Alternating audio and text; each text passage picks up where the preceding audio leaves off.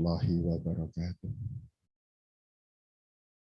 Alhamdulillah alladzi khalaqal mauta wal hayata liyabluwakum ayyukum ahsanu amala wa huwal azizul ghafur. Asyhadu an la ilaha illallah wa asyhadu anna Muhammadan abduhu wa rasuluhu la nabiyya ba'da wa la rasula ba'da. Qala jalla wa ala a'udzu billahi minasyaitonir rajim. Innal ladzina qalu rabbunallah tsumma istaqamu tatanazzalu 'alaihim malaikah alla takhafu wa la tahzanu. Wa qaluhu wa man aslama wajhahu lillah fala khaufun 'alaihim wa la hum yahzanun. Wa qala Rasul sallallahu alaihi wasallam, ajaban li amril mu'min, inna amrahu kulluhu lahu khair. In asabathu sarra syakara wa huwa khairan lah. Wa in asabathu dharra sabara wa huwa khairan lah. Saudara-saudara sekalian, terlebih kepada pimpinan daerah Nasyiatul Aisyah, dan tentu kajian ini diikuti oleh seluruh Nasyiatul Aisyah se-Kabupaten Wonosobo. Maka yang terhormat pimpinan Nasyiatul Aisyah cabang di seluruh Wonosobo, yang saya hormati, beserta seluruh anggota, seluruh jamaah yang berkesempatan mengikuti acara kajian yang saya menilai surprise ini luar biasa. Betul-betul kreatif, betul-betul semangat NA daerah yang membuat satu formula kajian dengan menggunakan sistem per paket. Kebetulan saja saya mendapatkan giliran pertama, yaitu paket pertama. Serinya adalah seri akidah. Ini karena saya ditempatkan yang pertama, biasanya karena saya di antara teman-teman pengisi yang lain, mungkin karena saya yang paling tua, paling ganteng, dan sebagainya. Saudara sekalian, para peserta seluruhnya, sebelum saya matur lebih banyak, kita niatkan bahwa pertemuan ini, kajian ini, adalah merupakan satu di antara implementasi kita, bahwa kita adalah hamba Allah yang bersyukur kepada Allah. Kalimat penting yang mungkin ada yang belum paham, yaitu bahwa yang namanya bersyukur itu bukan ucapan. Bersyukur itu bukan sekedar kalimat hamdalah. Tetapi bersyukur itu yang paling penting adalah realisasi. Sehingga kata-kata bersyukur sering di dalam bahasa kita sering diterjemahkan meskipun tidak tepat dengan kalimat matur nuwun, terima kasih. Nah, ketika kita menerjemahkan kata matur nuwun dan terima kasih, tentu sekali lagi bukan hanya sekedar ucapan, tetapi yang paling penting adalah perbuatan. Perbuatan apa yang menjadikan kalimat syukur menjadi satu interpretasi yang tepat? Adalah tentu perbuatan yang menyenangkan kepada yang telah memberi kepada kita.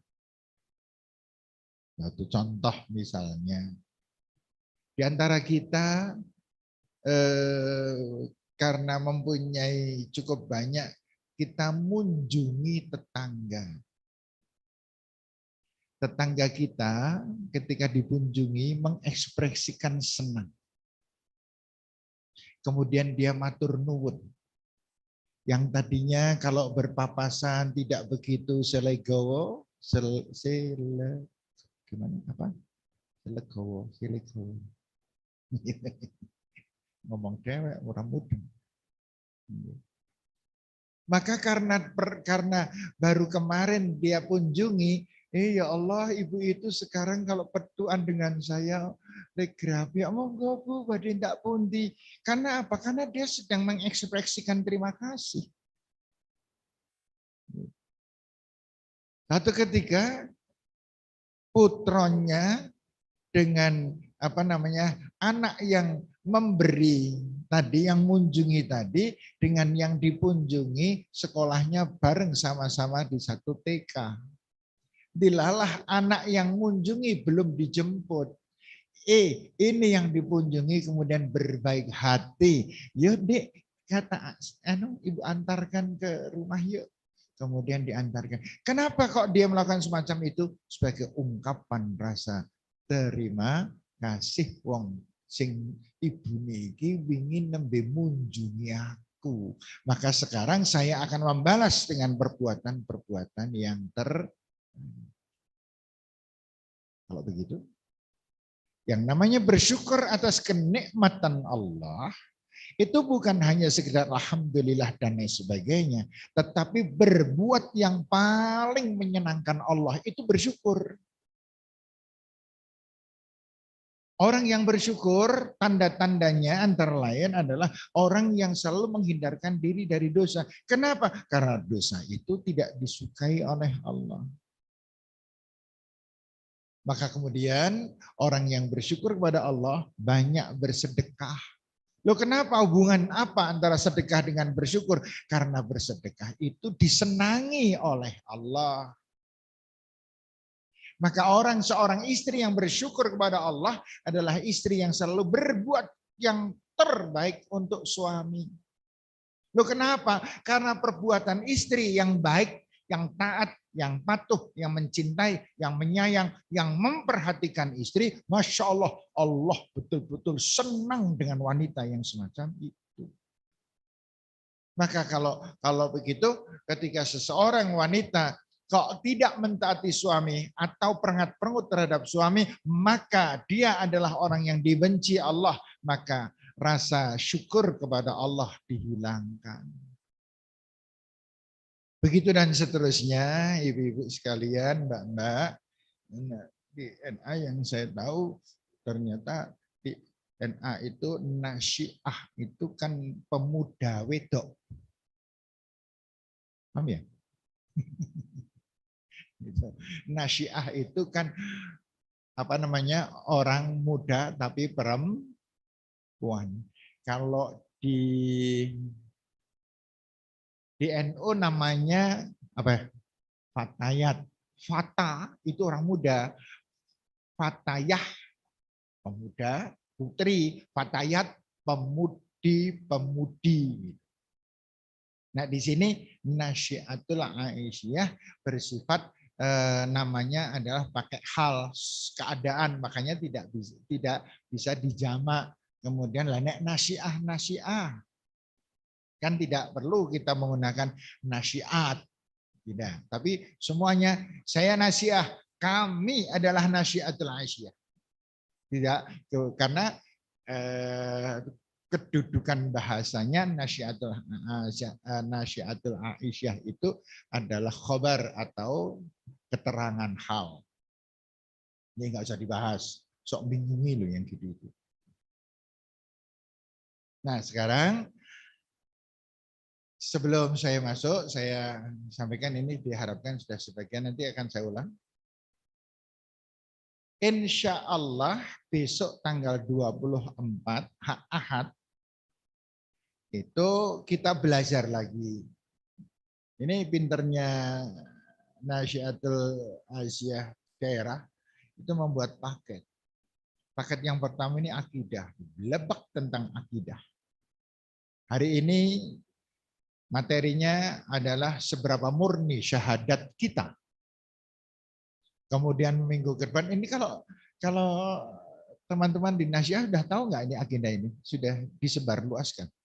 Sudah ya? Ya, saya berharap begitu. Ya. Kalau Nasyiah di Sekabupaten Wonosobo dengan termasuk cabang dan ranting itu harus ikut.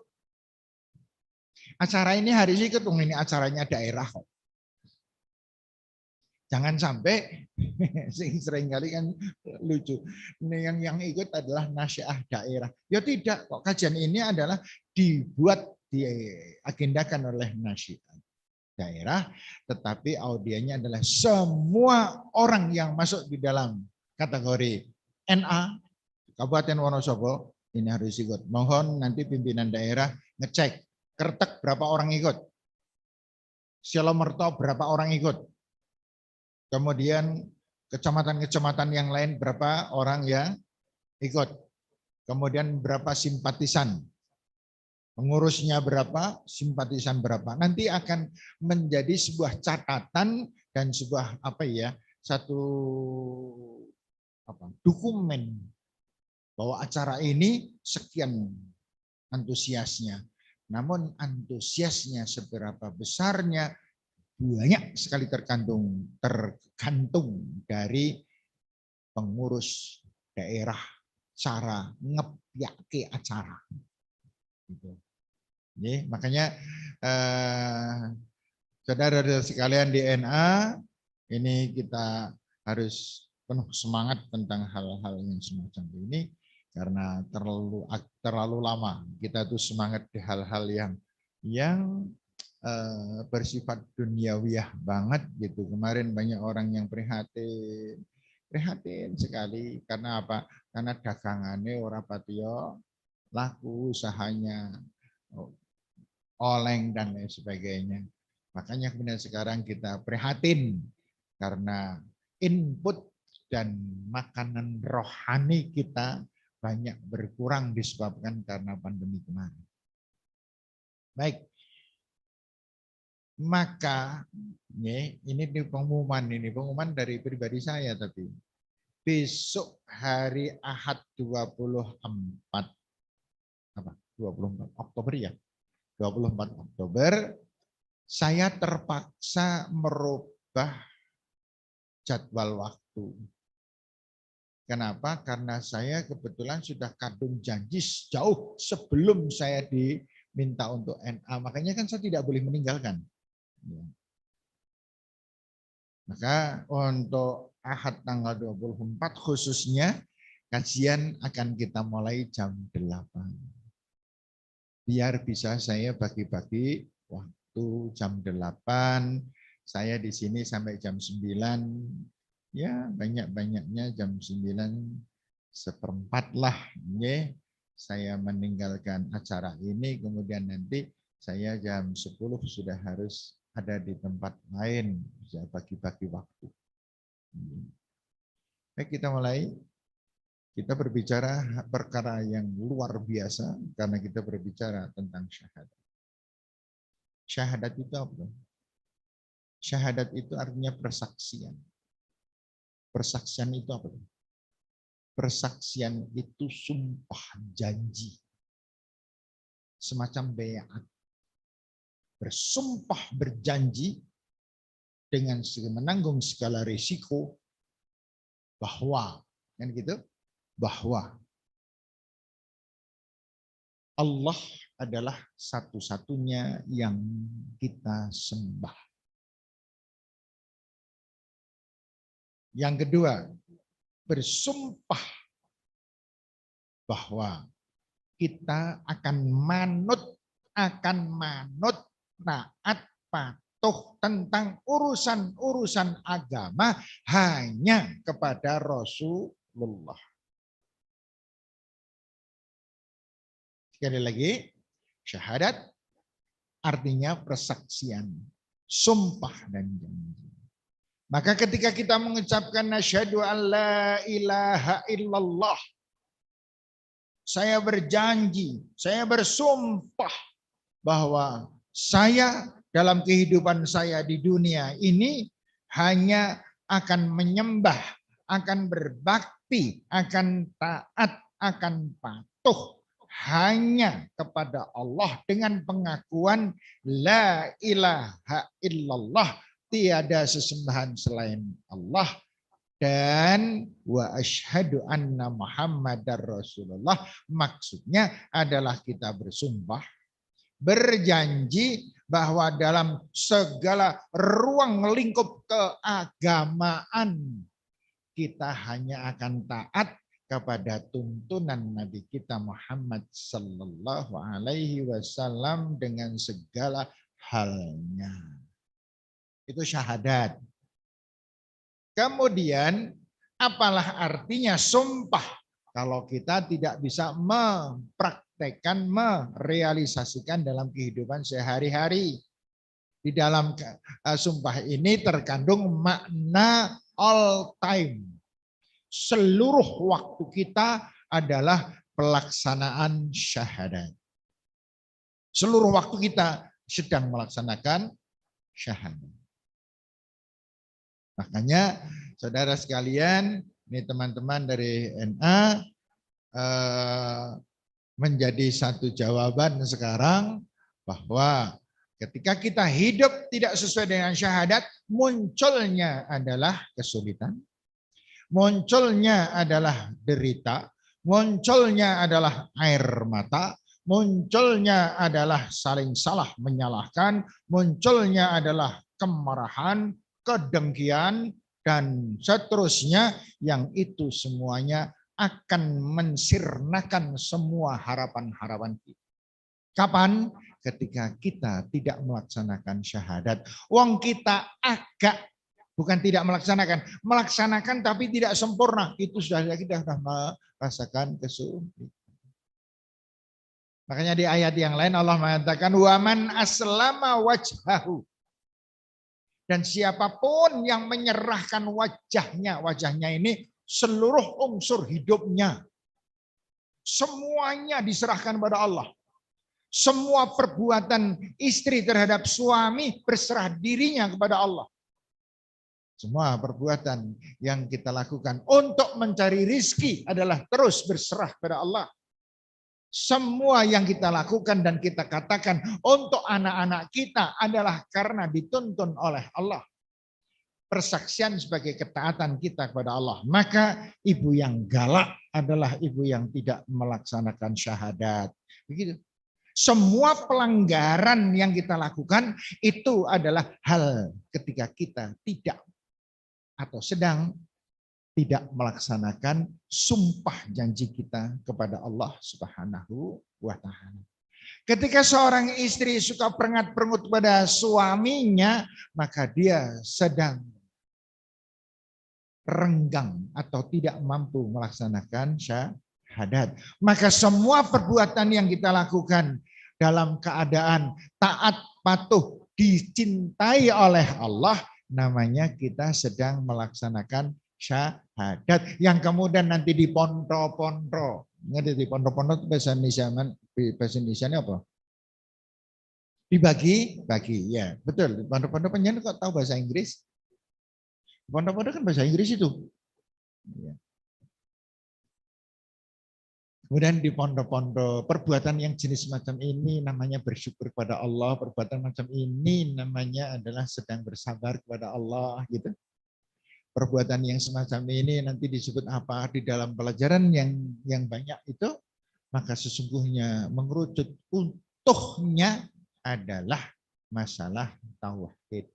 Jadi tauhid, keesaan Allah yang ada di dalam dada yang menjadi gerak langkah hidup kita, menjadikan segala sesuatunya bersifatkan taat kita kepada Allah, taat kita kepada Rasulullah Sallallahu Alaihi Wasallam.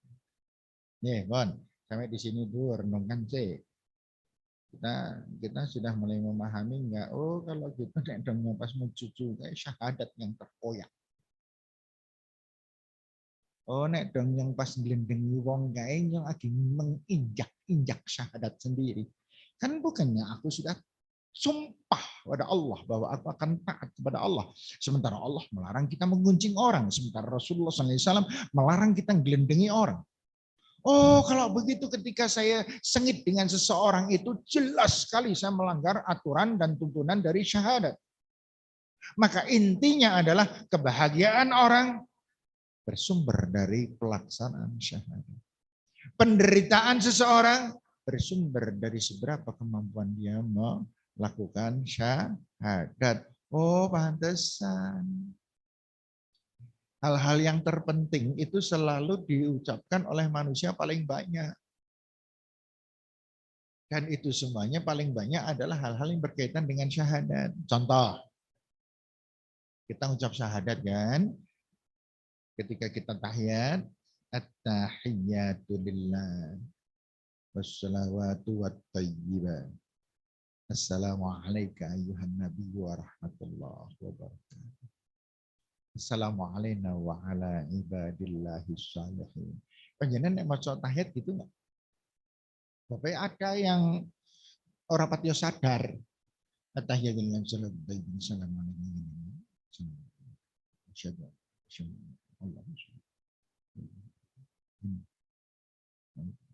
Jalan.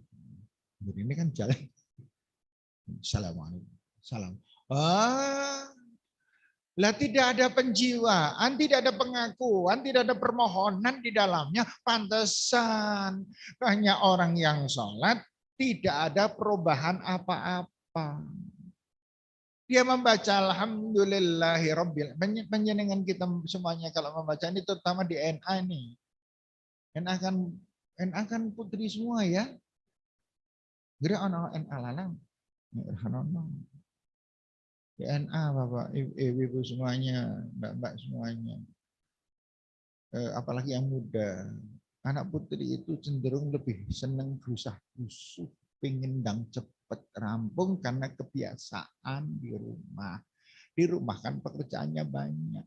Sehingga pengen ndang cepet rampung. Di satu pihak aking goreng tempe, ning tangan kiwa ning nyekli sapu. Karo balik bareng ngono terus karo neruske nyapu. Di satu pihak mesin cuci sedang berputar kan gitu, di lain pihak asahan banyak. Makanya kemudian kalau yang tidak mampu bersyahadat dengan sesungguhnya, pantesan satu kelemahan wanita yaitu seneng grusah-grusuh. Ya panjenengan itu. Dan nek Pak Haris grusah-grusuh enggak. Wis tuwa, grusah-grusuh medeni bantu cetit malahan. Ini. Maka ini kelemahan wanita ini, hati-hati. Dan semuanya itu yang dirusak adalah syahadatnya. Satu, senengi grusah-grusuh. Maka kalau sholat, ini maca Fatihah itu ada, insya Allah bukan panjenengan. Maca Fatihah Bismillahirrahmanirrahim. Alhamdulillah. Jawa Tengah Allah. Itu bukan panjenengan. Insya Allah bukan panjenengan, karena panjenengan lebih parah dari ini. Memantau gitu. Iya. Nah terus apa artinya? Yang mendongkrak kita bisa mencapai tujuan itu karena pelaksanaan syahadat.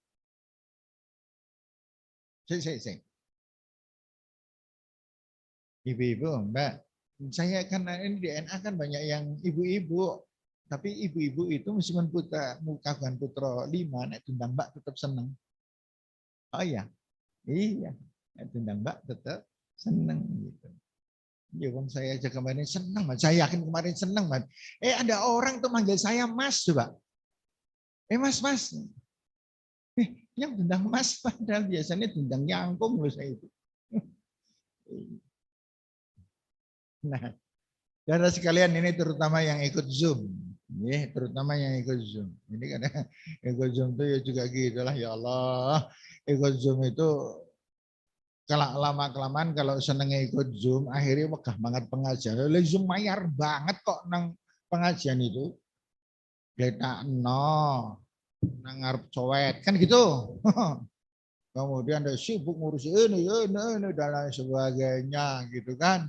Kemudian akhirnya sesekali waktu malah pindah ke ruang sana tapi zoomnya masih nyala terus gitu. Wes sampai sampai ono iklan barang ora dipindah-pindah kan kudune dilewati. Oh iklannya terus ya, iklannya dicul nang dodro terus gitu.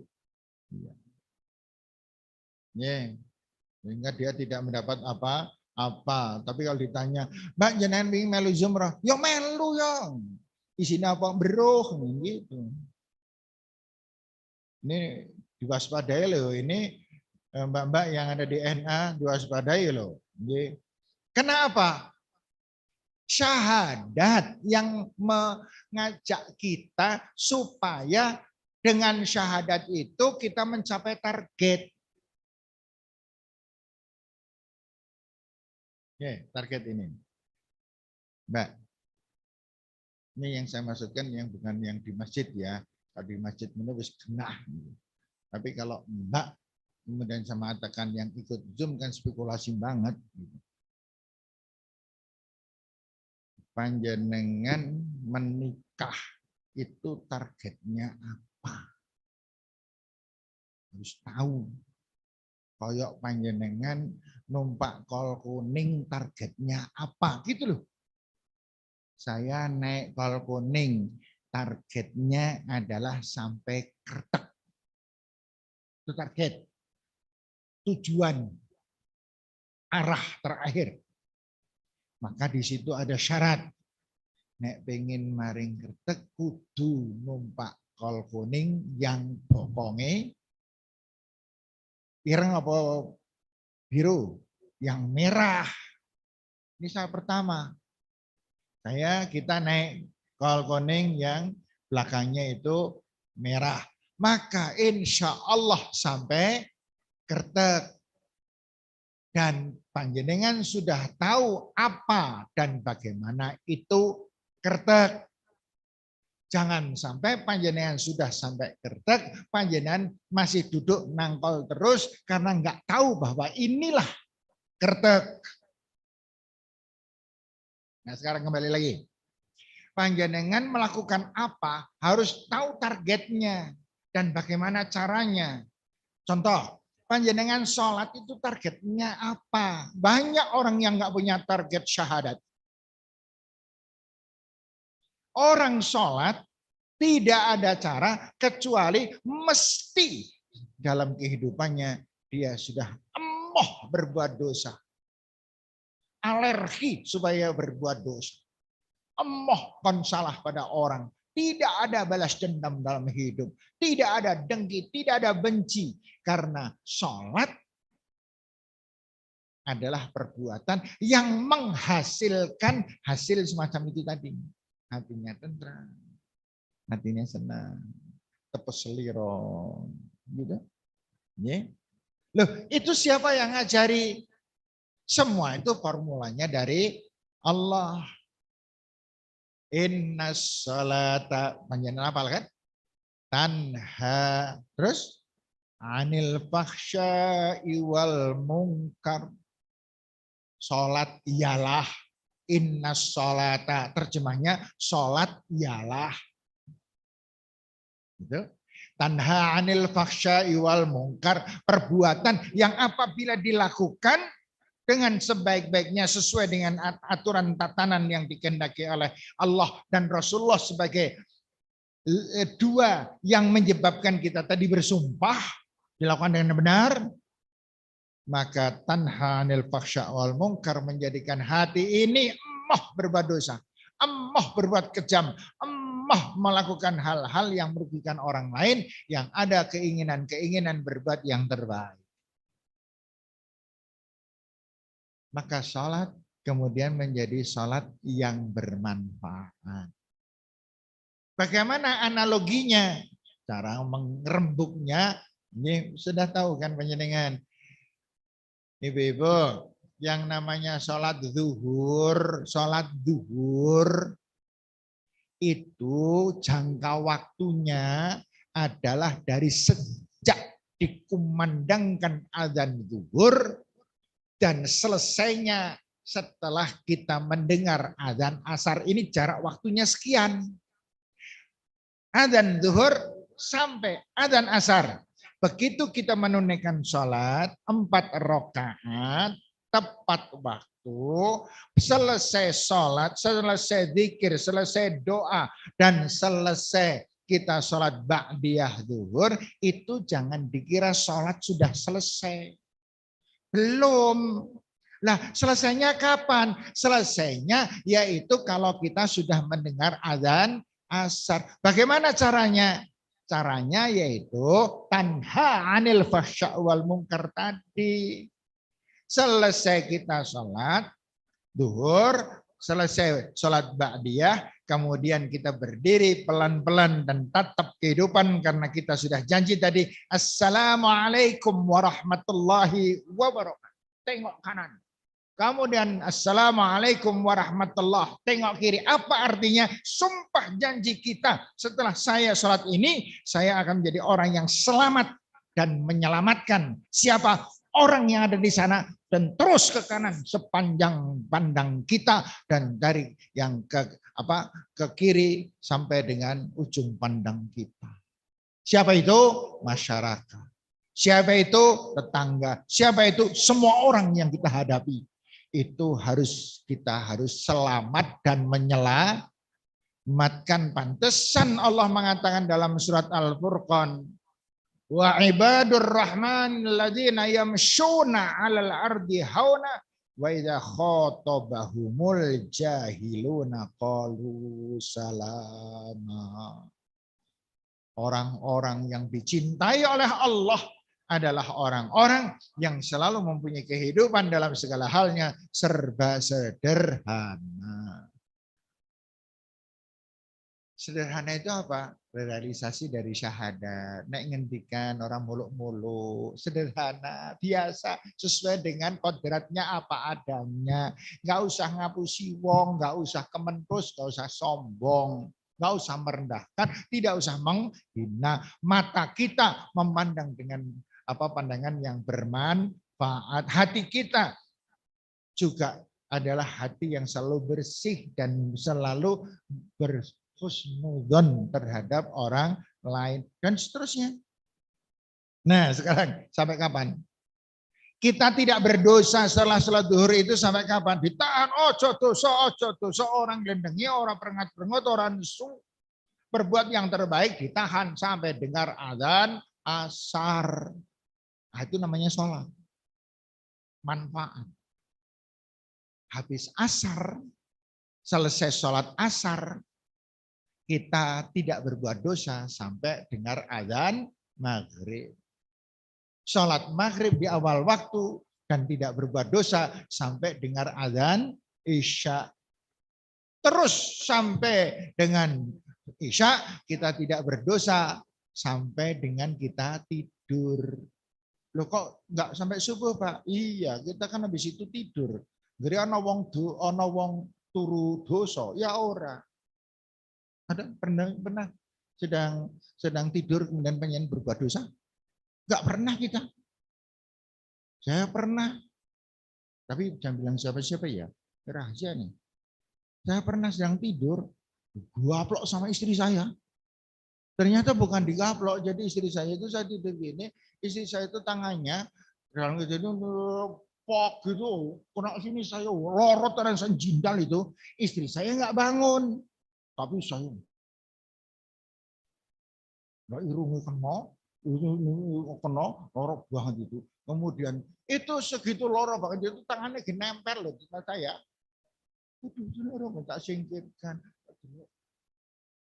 Prigeng yang ngarep nesu, wong dia nggak sadar, gitu loh, nggak ada dosa. Makanya orang yang habis sholat isya tidak berbuat dosa sampai tidur. Kemudian nanti Allah Subhanahu Wa Taala mengatakan wa minal laili fasjud lahu lailan tawila. Dan dari sebagian malam sholat tahajudlah kamu kepada Allah Subhanahu Wa Taala. Nah, makanya kemudian kita malam kita sholat tahajud. Loh, kok sholat tahajud itu apa? Kalau saya sholat tahajud, itu artinya saya bersyukur atas kenikmatan Allah. Loh, kok iso? Iya, karena kalau saya sholat tahajud, Gusti Allah itu senang banget. Gitu. Maka pantas orang yang sholat tahajud senang menyenangkan Allah, disayang, menyayang Allah. Maka orang-orang yang sholat tahajud, sholat duha, lakukan sunnah-sunnah itu, doanya sangat makbul. Kenapa kok doa? Pengen tahu mbak-mbak, ibu-ibu, kenapa ada orang yang doanya ada yang makbul dan ada yang gudal gadul? Kok beda? Ya itu tadi, kita ini seberapa disayang oleh Allah, seberapa senang sih Allah pada kita, seberapa dekat sih kita kepada Allah, maka seberapa kemampuan kita berdoa. Padahal kalau kita bisa mempunyai lisan yang berdoa dan dikabulkan oleh Allah, waduh, Masya Allah, betapa senang tentrem hati kita. Bagaimana caranya? Laksanakan syahadat dengan realisinya. Bagaimana caranya? Senangkan Allah. Cintai Allah melalui banyak dengan kecintaan-kecintaan. Cintai Allah melalui suami. Cintai Allah melalui anak-anak kita. Cintai Allah dengan cara dengan tetangga, artinya limpahkan kasih sayang kita yang berasal dari ciptaan Allah itu diberikan kepada orang lain. Maka siapa yang melimpahkan cinta kasih kepada orang lain, maka yang menciptakan cinta kasih itu akan sayang kepada kita. Maka orang yang senang bercucu-cucu, bertengkar itu Gusti Allah semitipol. Untungnya sengitnya Allah, marahnya Allah itu tidak diturunkan di dunia. Gitu. Nek diturunkan di dunia, Masya Allah, melas tenan wong sing sengit, senengi tukaran, senengi benci, dengki dan lain sebagainya. Walau yo panjenengan sedang asik glendengi orang, tiba-tiba tekani malaikat keplai kabeh papat-papat. Nek ngeling-ngeling carane kaya ngono, tapi kan Allah tidak. Mbrono nglendengi. Nek gelem bertaubat, tak ampuni. Nek orang gelem berobat, silahkan jadi tabungan. Kemudian habis itu datang pada ketemu suami malah moring-moring, Mas Nino banget dan ngolah yang kalau kamu mau minta maaf dan nyuwun ngapura kepada Allah, minta maaf pada suami dan nyuwun ngapura kepada Allah, saya ampuni. Tetapi kalau kamu tidak mau, silahkan jadi tabungan. Begitu dan seterusnya. Astagfirullahaladzim. Maka kadang ada tanpa disadari, seseorang itu dosanya banyak banget. Kenapa? Dilalah ibadahnya tidak bagus, tidak banyak beristighfar kepada Allah, dan masih meneruskan perbuatan keliru dan salahnya. Maka seorang istri punya kewajiban selalu mendoakan suami. Pakai bahasa kita aja, ya Allah ampuni suami hamba. Hindarkan suami hamba dari marah bahaya. Lindungilah dia ya Allah. Selamatkan dia ketika dia mencari sedang mencari rezeki dan berikanlah rezeki yang berkah ya Allah. Ya Allah, jauhkan hamba dari berbuat dosa dan salah pada suami. Habis salat, habis donga macam itu, arep gawe dosa surat tegel tau. Kemudian suami salah di depan panjenengan moring-moring, ora. Nembe tak dungake Inggris aku dunia maning. Kan gitu. Akhirnya lama-kelamaan terjadilah harmonisasi yang luar biasa. Irama kehidupan berkeluarga indah menyebabkan apa? Menyebabkan kita salatnya tenang. Begitu kita mempunyai salat yang tenang, yang khusyuk, menjadikan salat kita menghindarkan diri dari dosa dan kekeliruan. Yang kemudian kita suka berbuat kebaikan. Jadi kalau disimpulkan secara besar, apa yang menyebabkan semua itu? Jawabannya, karena dia memberikan makna yang sesungguhnya, kemurnian syahadatnya adalah kemurnian lahir dan batin di dalam tindakan keseharian. Nah, sampai di sini saya berhenti. Bukan apa-apa, saya kesel. Panjenengan menggalih atau mungkin ada yang pakai WA bertanya, silahkan kalau udah ada yang muncul, silahkan ada yang bertanya. Saya baru aja pulang dari Temanggung tadi, apa namanya, pengajian pagi, saya langsung datang, kebayangan saya yang ujung ada telat nang rekam, sebab bisa jadi begitu datang sini penuh dengan maaf, saya orangnya pemalu, jangan sampai saya malu. Ternyata NA malu-maluin kan gitu. Tapi tidak apa-apa, ini bukan saya mencela, koreksi saja. Besok saya berharap besok pada tanggal 24 Ahad 24 monggo saya lebih condong kepada offline saja. Ini pada offline. Yang Zoom itu HP ini kalau maring masjid baik. Yang Zoom bisa berangkat saja. Kenapa? Dengan offline manfaatnya banyak karena kita bisa bersilaturahmi, bisa sharing, bisa ketemu dengan teman-teman, dan kemudian banyak bisa mengagumi teman-teman. Ya Allah, NA Kreteg luar biasa sing rawuh akeh tenan. Masya Allah, sing sidik banget malah NA kecamatan Nganu cabang Nganu. Ya Allah min wong piro. Gitu. Tadi tanya, ini NA cabang ini kok yang datang hanya 4 orang, kenapa? Loh, setahu kami hanya pimpinan. Oh tidak, ini bukan pengajian umum tuh ini. Pengajian umum. NA yang belum patio NA mah ikut aja. Bang ono NA sing belum patio NA gitu. Ikut ini harus sempoyong gitu. Saya kemarin ketemu dengan ibu-ibu, mbak-mbak pada main ke rumah, ada berapa orang itu ya? Sekitar ada 10 orang apa ya, main ke rumah. Itu dari NA Kreteg. Saya kemudian mengatakan, ini juga saya bisa ada undangan untuk NA daerah. Mereka kok ngeblank dong, kita orang ngerti. Monggo dikembangkan ini, monggo. Tolong. Kalau memang ini memang ternyata belum Pak, kita hanya mengundang sebatas ini. Oh no, yang namanya kajian daerah itu mewakili seluruh cabang. Gitu. Kalau ada pengajian PDM itu mesti yang diundang orang-orang cabang.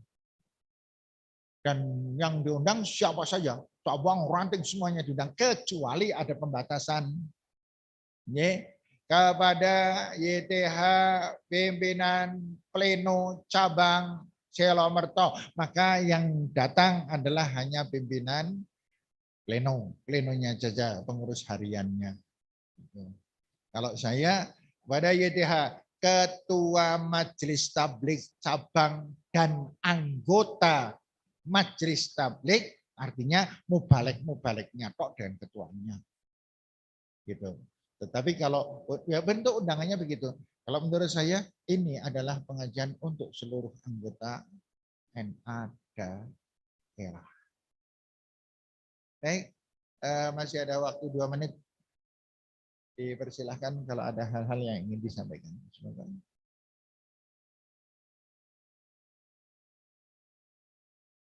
Besok, Ahad besok itu materinya apa ya? Saya lupa lagi. Judulnya besok. Itu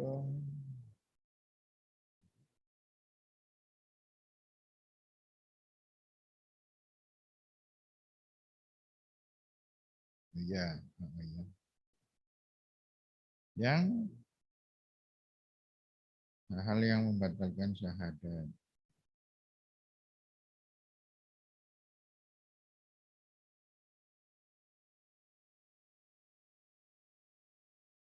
Itu menarik itu. Hal yang membatalkan syahadat. Kalau sekarang tadi itu kan seberapa murni syahadat kita. Artinya seberapa pelaksanaan syahadat kita. Syahadat yang murni itu syahadat yang terrealisir. Syahadat yang murni yang ada dalam dada kita adalah syahadat yang menggerakkan iman kita di dalam dada untuk melakukan banyak hal itu tadi.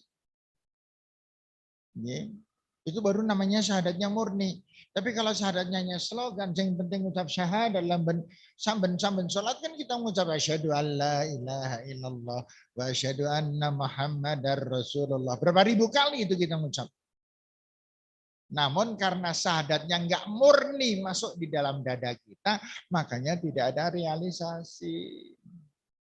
Ini monggo diperbaiki baik-baik keadaan diri kita. Karena jangan sampai ya Allah ya Rob, kalau panjenengan ini bisa beribadah bagus di bawah usia 40 jaminannya surga. Tapi kalau bagus di atas 40 tahun, ya, maka sudah tidak semudah orang muda beribadah yang bagus. Ini hadisnya kan gitu, ya. Yang masih ingat hadisnya Rasul? Sab'atun yadhilluhum Allah yauma la dhilla illa dhilluh. 7 perkara. Yang siapa bisa melakukan 7 perkara ini, maka Allah sangat melindungi. Artinya melindungi, mengampuni. Artinya melindungi, menyayang. Artinya melindungi, memasukkan dia dalam surga. Dan poin yang kedua dari 7 itu, yaitu syabun nasya fi ibadatillah. Orang muda yang ibadahnya bagus. Orang muda. Siapa orang muda? Orang yang di bawah 40 tahun. Loh kok 40 tahun? Karena Al-Quran mengatakan begitu. Lihat surat Al-Ahqaf ayat 15. Allah mengatakan, "Falamma balagha asyaddahu wa balagha 40 sanah." Dan tatkala manusia itu sudah sampai pada puncaknya dewasa, wa balagha 40 sanah, dan dia sudah mencapai usia 40 tahun, maka itulah yang dinamakan orang tua. Siapa orang tua? Orang di atas 40 tahun. Jadi saya masih tergolong muda karena saya masih di bawah 40. Tuh. Makanya saya hebat karena saya ibadahnya bagus padahal ikin nom. Angkal ke.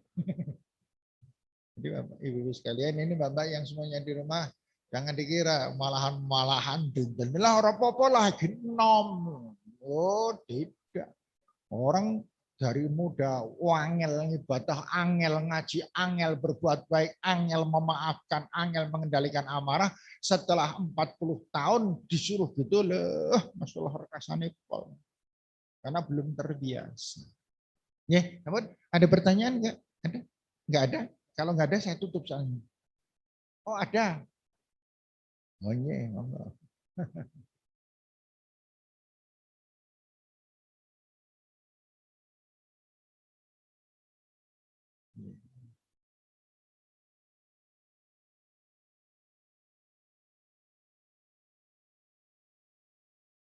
Ya, sebentar ini yang di rumah, yang di Zoom, menunggu pemunculan pertanyaan dari panjenengan yang ada di Zoom.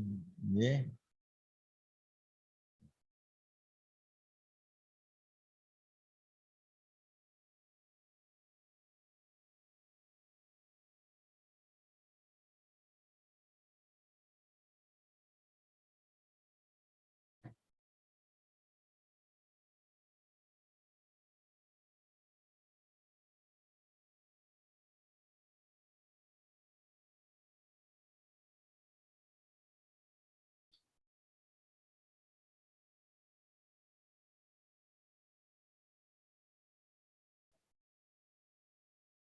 Ya.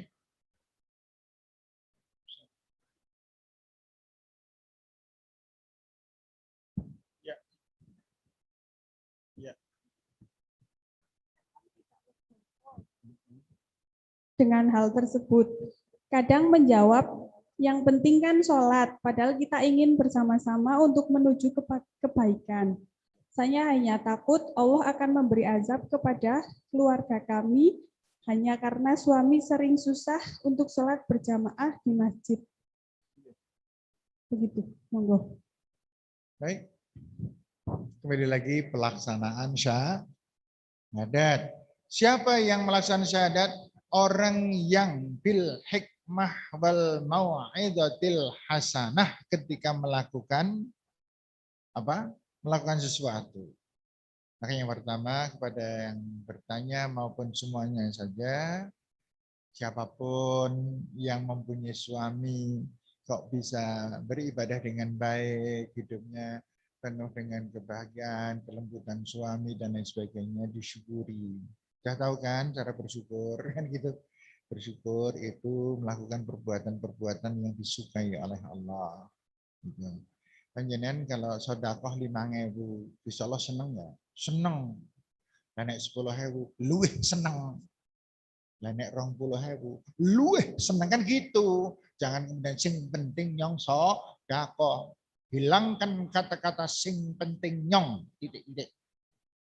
Karena biasanya orang yang mengatakan semacam itu, orang yang nilai ibadahnya sangat rendah. Nanti akan kita bahas hal-hal itu di tanggal 24. Ini sekarang saya tak menjawab pertanyaan ini.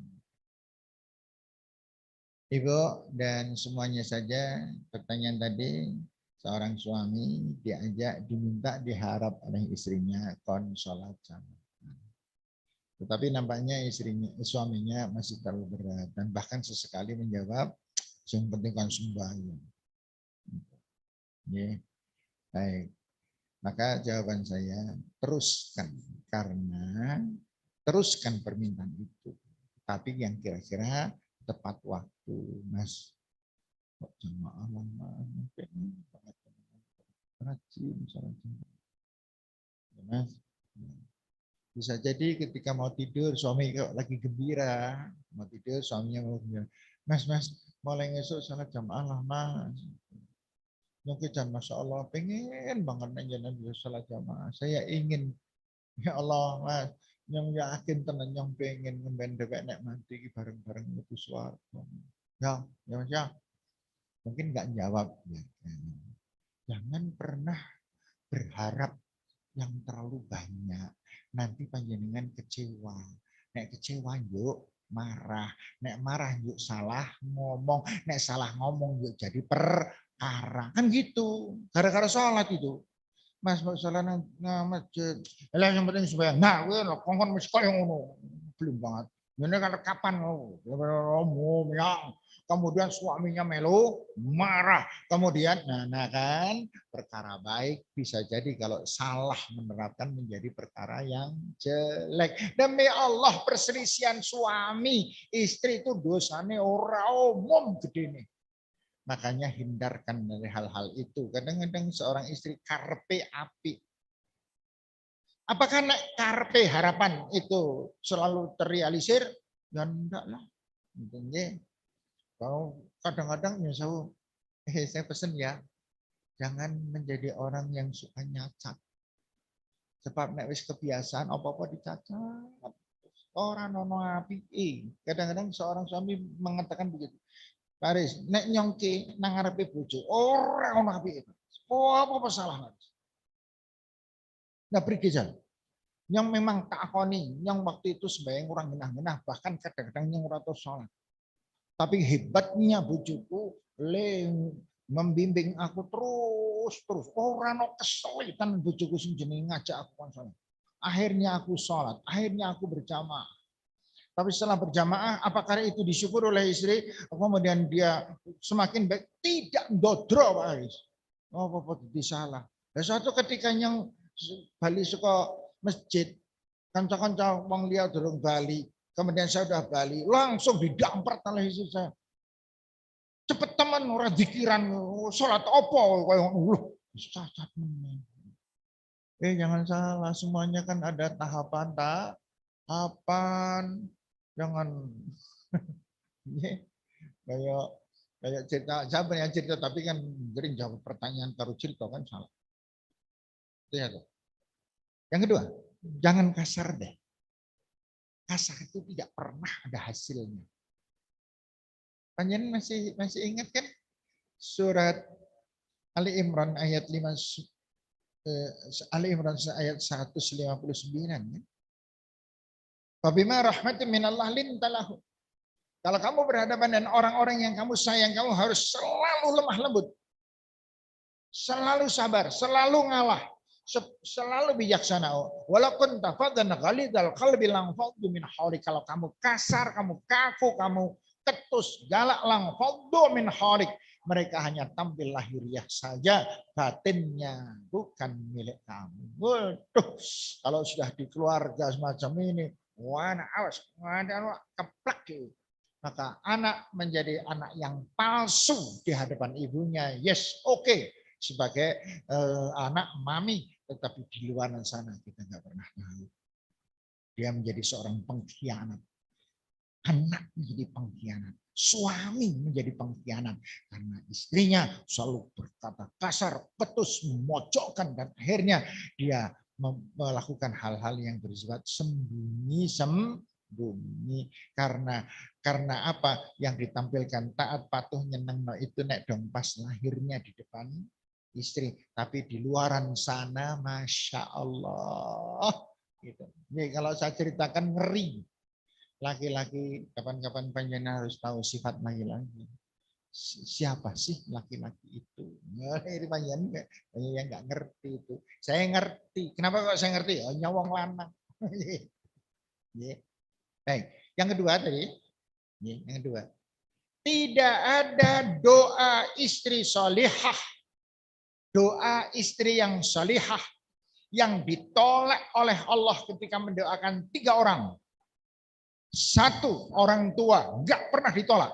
Yang kedua, anak, tidak pernah ditolak, selalu dikabulkan. Dan yang ketiga, suami.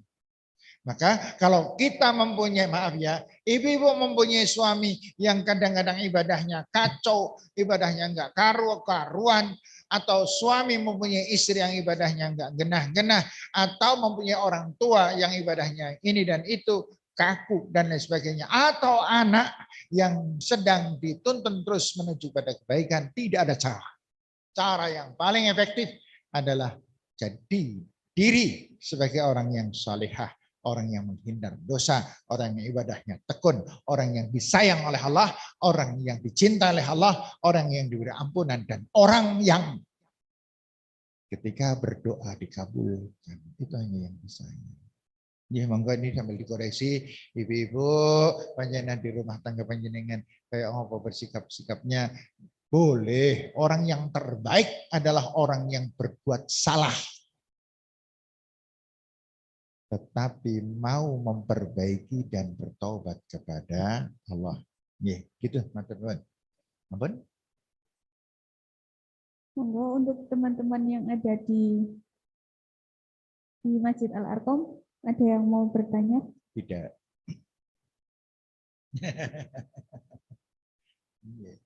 Ya, kita kajiannya santai aja lah, nggak usah. Ini teman semoga bermanfaat ya, Mbak ya. Saya kira tidak ada hal yang perlu saya sampaikan lagi, karena sudah cukup. Insya Allah sekali lagi besok hari tanggal Ahad tanggal 24 kajian ini maju 1 jam, yaitu dimulai jam 8 sampai dengan jam 10 lebih sedikit, ya, lebih sedikit seperti ini, jam lebih sedikit, ya, kok jam 10 sampai jam 9 lebih sedikit, gitu ya, seperti hari ini lebih sedikit, dan kemudian setelah itu kita cukup kan nek validasi kan senang kan gitu ya. Besok makanya awalnya lebih insya Allah saya sampai di Arkom. Semoga sebelum jam 8 saya sudah sampai di Arkom untuk persiapan, dan jam 8 kita mulai dan kajian kita. Begitu ya ibu-ibu sekalian, yang panjenengan Mbak-mbak ibu-ibu yang ada di rumah, yang ada di masjid, semoga ada manfaat pertemuan kita, dan semoga Allah selalu memberikan sehat pada kita. Besok tanggal 24 kita dalam keadaan sehat walafiat ya Allah. Dan kemudian kita menikmati sehat itu dengan mensyukuri pada Allah dengan cara mengikuti kajian Karina. Betul ya? Kajian Karina ini. Demikian, ada keliru sekali lagi mohon maaf. Assalamualaikum warahmatullahi wabarakatuh. Jazakumullah.